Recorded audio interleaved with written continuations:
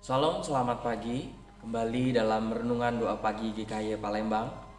Pada pagi hari ini pembahasan kita di dalam 1 Korintus 12 ayat yang pertama sampai yang ke-11.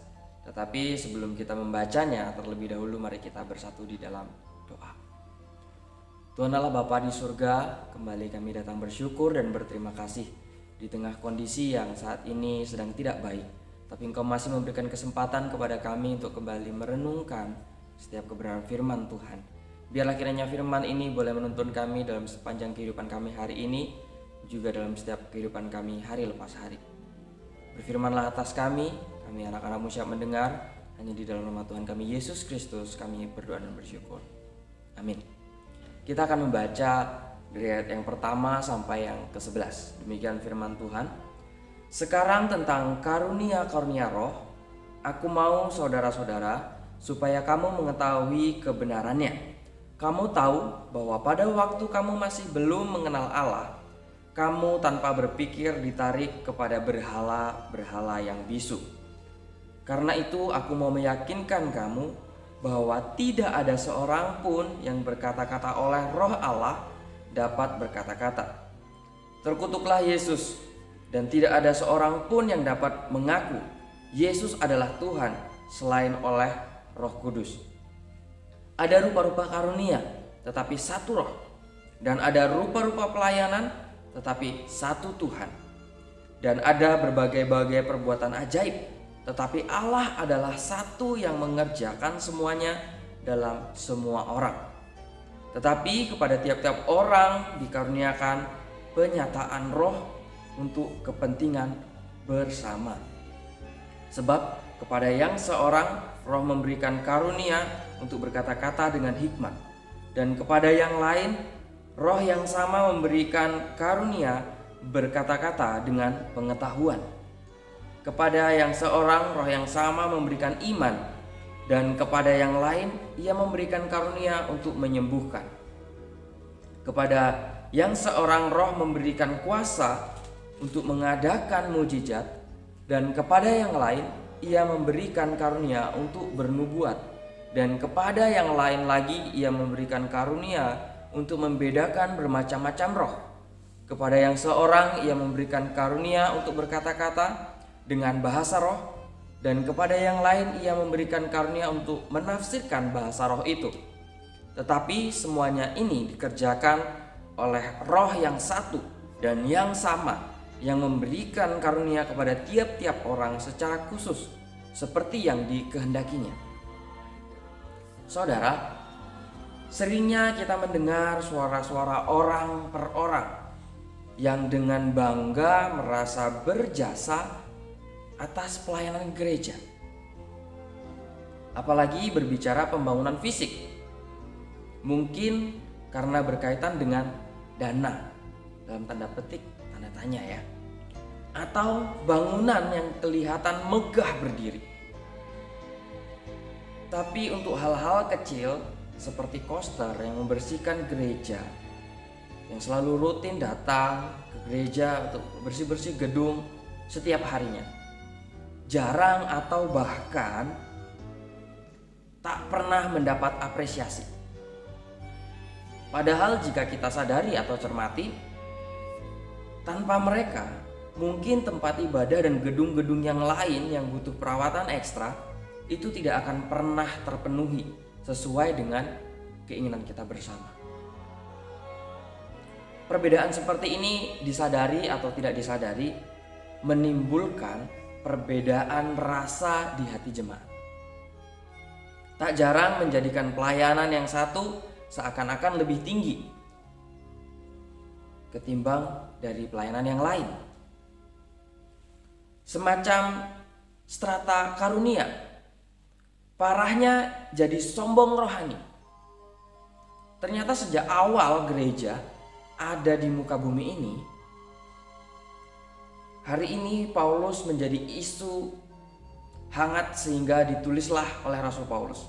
Karena hal ini menjadi isu hangat sehingga Rasul Paulus membahasnya dalam renungan kita pagi ini khususnya.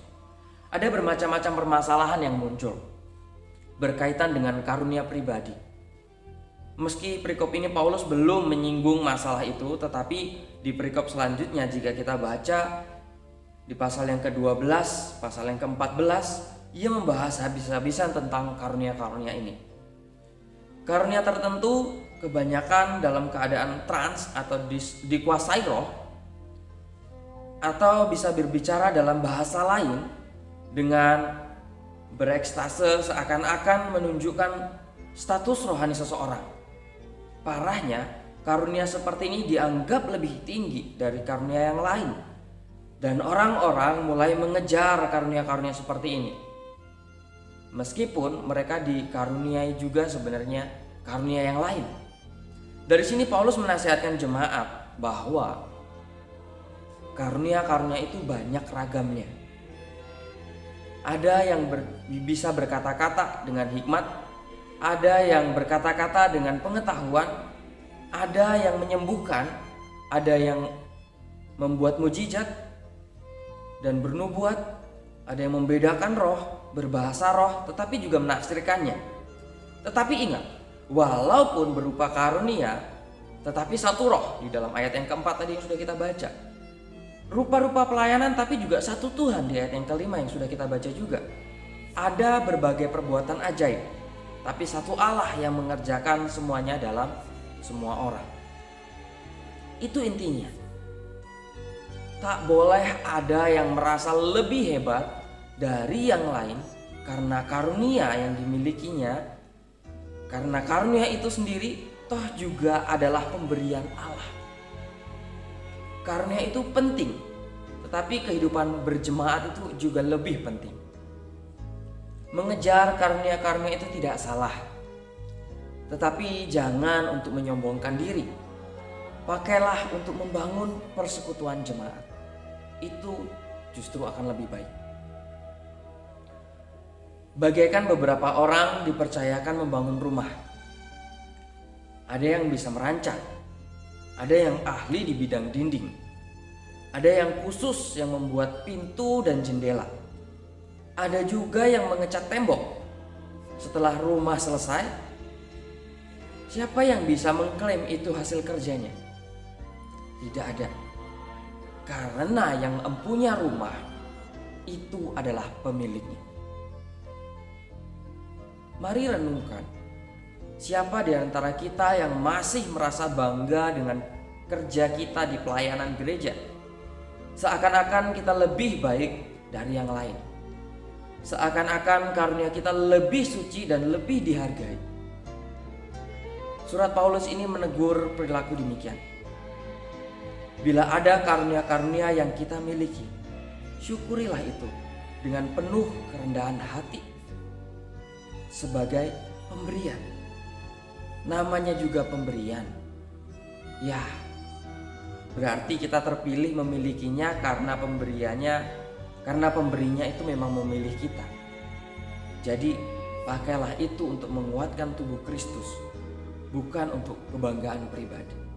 Mari setiap kita menyadari karunia apa yang kita miliki, jadikan itu suatu penyemangat, jadikan itu suatu hal yang untuk membangun setiap jemaat Tuhan yang ada. Mari kita bersatu di dalam doa. Tuhan, kami sungguh bersyukur di mana pagi hari ini Engkau telah mengingatkan kami melalui Rasul Paulus. Karunia apapun yang kami miliki, biarlah kami terus menyadari bahwa itu juga hanya oleh karena Tuhan yang mau berikan kepada kami. Sehingga kami tidak layak untuk menyombongkan diri kami karena karunia itu. Biarlah kiranya melalui setiap karunia yang Tuhan percayakan kepada kami, itu senantiasa boleh membangun kebersamaan kami antar jemaat di dalam gereja ini. Sehingga gereja ini boleh terus maju bersama-sama dengan Tuhan, bersama-sama dengan setiap karunia yang Tuhan berikan kepada setiap masing-masing kami. Terpujilah nama Bapa di surga, di dalam Kristus Yesus kami berdoa dan bersyukur. Amin.